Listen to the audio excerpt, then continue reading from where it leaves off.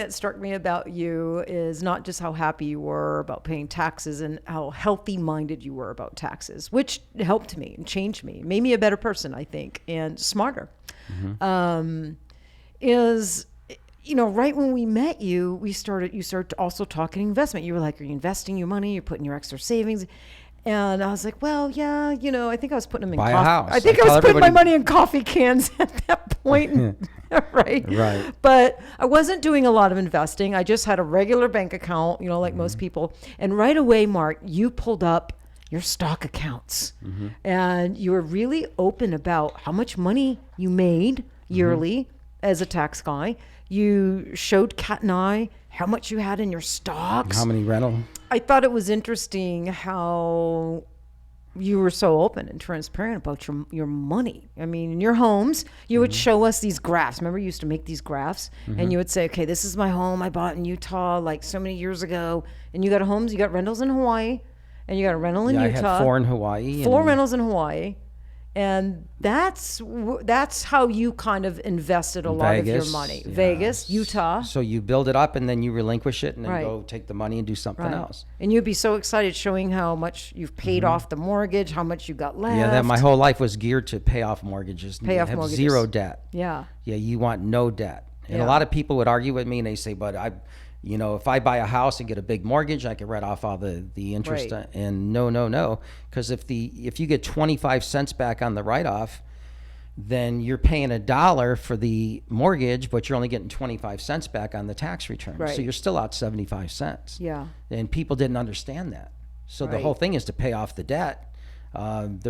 If there's any interest in your life, it's interest you earn, not interest you pay. Well, so I never liked paying interest. Yeah, well, once you start talking about interest, you know, Kat and I were in a home in Henderson, Desert Forest, and you started talking about all this interest, you know, that you pay on top of just the value of the home, what you bought the home for. And Kat went home, I think we calculated if we had taken that mortgage and paid it out the 30 years, we would have paid over $300,000. Pay double. You're paying for 2 houses. Yes. It was like over $300,000. Right. Not once ever. That was my second house that I had. Oh no, my third house I had owned. First house with Kat.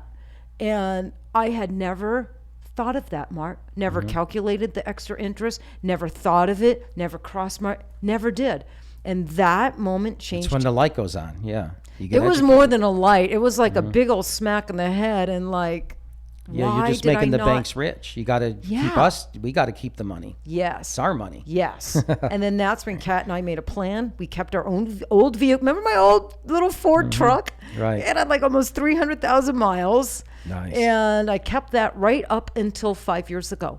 5 years ago, I got my very first brand new vehicle, and it was a Jeep, Grand Cherokee. That's what I'm getting. I'm going to get a Gladiator. Oh, a Gladiator? On Monday. Nice. Sunday. Nice. Yeah, I love Jeep.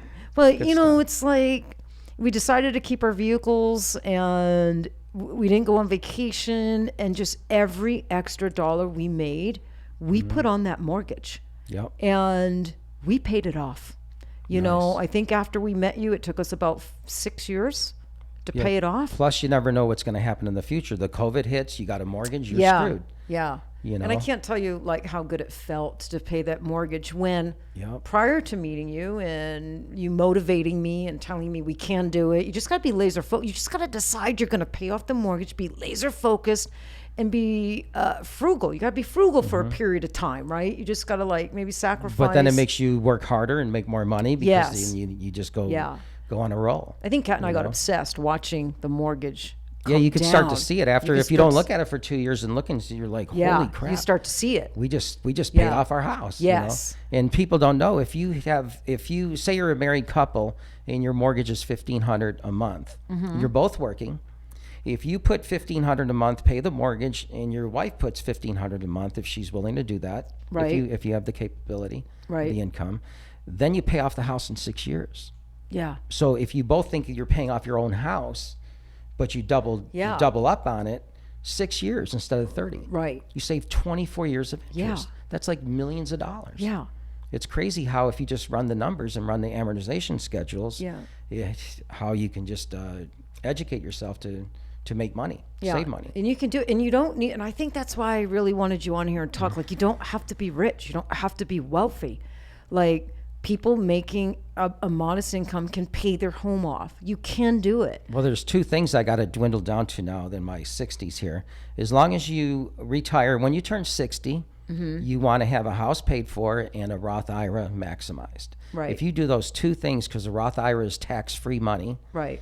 and if you have $1 million in your Roth and you have a house that's completely paid for, you're on easy street. Right. You have So, no worries. Right. And discipline, right? So that's what you kind of coached us is, get that house paid off and start, get your Roth IRA Yeah, keep going. your money for yourself. Why Start give it putting away the max to in the there. Yep. to the bankers? And it does take discipline, though, because it's easy to go buy a new pair of shoes. It's easy. It feels good, right? People, I think human nature, especially, girls, we like, I like to shop. Yeah, my wife shops. Yeah, well, so my wife shops too, Mark. And then of course she buys me things. So but I buy you things too, Terry. So it's Right. even, right? But because it feels good. It feels good. You have a bad day or something stressful, go and you go shop. So it does take discipline. You have to be disciplined. Take care of the big things. You got to take care of the big things, and you have to be disciplined. So that's what I did. I always I'll buy a house and pay it off while she buys dresses. Yeah. So if I pass away before she does, she gets a house. If Right. she passed away before I do, I get lots of dresses. You get lots of dresses. Right. So I'll either resell Well, and there's get my money Poshmark back. now. Yeah, I could be a cross dresser. Yeah, you can be a cross. You can start selling them on Poshmark. I think I'll sell them. Yeah. Well, that's where Cat shops on Poshmark and the Real, these sites where it's, nice clothing, but they're used. They're slightly used. And so, I don't really remember the last time we went out and paid retail. Maybe like my sneakers. It kind of creeps. I'm not buying used sneakers. I'm just not. That's where I kind of draw the line. Well, I don't know, but I'm starting to have knee problems because of my sneakers. So I got to have good shoes. You got to have good shoes. Every 3 months. Yeah. So between a Roth IRA and a traditional, you lean towards the Roth. Got to be a Roth. Got to be a Roth. You want to explain to people why? If you buy a traditional IRA or a 401k, you're going to get old. You're going to have $1 million, $2 million on up, and you're going to pay tax every time you take a distribution. Now it's taxable. And it also makes your Social Security check taxable. So now you're paying double tax in your retirement because you didn't buy a Roth. Right. If you have a Roth IRA, it's tax-free. And when you get 60, 62, whatever, Right. over 59 and a half, you could start withdrawing your Roth IRA monies tax-free. And then when the Social Security check comes in, it's tax-free because you're not showing any income. Right. Am I correct that with the Roth, you do pay taxes, but you're paying those taxes while you're earning? No, it's just after-tax money. You've already paid your taxes. You did your Okay. tax return, got your little refund or broke even or paid a little tax. Okay. But now you use that money that's already been taxed. Gotcha. And you buy your Roth. Right, So I it's just gotcha. money like out of your wallet. Right. So, which makes perfect sense. When I retire and you no longer have income from your trade or your field coming in, and you start pulling from your IRA, you don't want to have to It's pay tax-free. taxes. It You want- lowers, you want keeps your ta- whole tax bracket low forever. Right. So why Well, the is there even a traditional then? It's immediate gratification. So the government tricks us into thinking that if you get, say you're in a 22% tax bracket and you bought 401k, you put $20,000 in your 401k, that's going to save you $4,400 on your tax return this year. So you pay less taxes temporarily, but when you get older, when you really need the money, Right. then they hit you. Now you took that $4,400 of savings 20 years ago. Now you're in your 60s, you take the money out.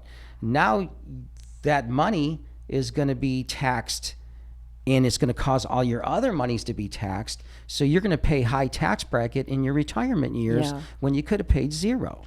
Yeah. Right. So you got to think ahead. Always think in the future, 20 years ahead. Yeah. Don't think about immediately now. I could save $4,400. And people think like that. Like, I think on their W-2s, when they're claiming dependents, they should not be claiming.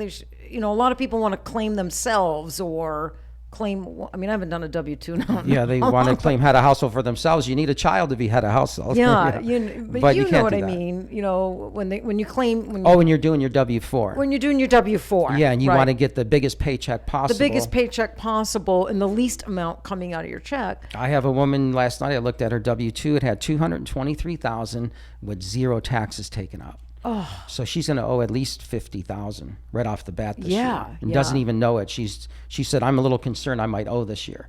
Yeah, 50 grand. yeah. Yeah, But It's might she foolish. not be penalized because she wasn't paying? And then you pay the quarterly? penalties and all that stuff. Yeah, because the so- one thing you did is I used to just pay at the end of the year. End of the year came. It's like, gather my receipts, add Mm-hmm. them up myself, do all this crap. You know, bad mood for. You just pay as you go. You got to lock up the money, do what Yeah. you're supposed to do, pay your quarterlies. You taught me Mm-hmm. you pay quarterly. You pay, kind of predict what your annual income's going to be. Estimate, doesn't have to be right on, but kind of estimate. And even overpay a little bit, because then you get a Overpay. refund Yeah. if you overpaid. That applies to Yeah. the following year. Yeah. And do you know how many Mm-hmm. entrepreneurs or people that are independent contractors like PMU artists, tattoo artists, they don't pay quarterly, Mark. They wait till the end of the year and then they're hit. You just got to with- be organized. Yeah, you have to be organized. I have that on my cue cards. To be organized. About being organized, yeah. And it's, keeping your receipts, right? Mm-hmm. All your business related receipts.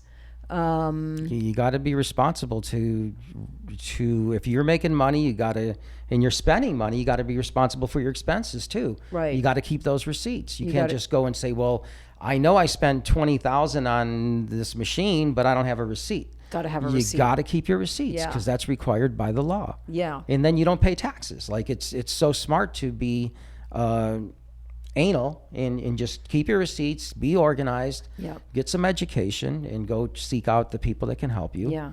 And then by doing that, you pay the lowest legal tax. Right. So the more organized you are, the less taxes you do pay, because you're smarter. I think 'Cause when I you're more first organized. sat with you, I came with a shopping bag full of Yeah. receipts. You're like, what is that? This is my receipts. Yeah, I usually ship people. I turn them around and just send them home. send them right home. Yeah, I go know. add those up and come back. Yeah.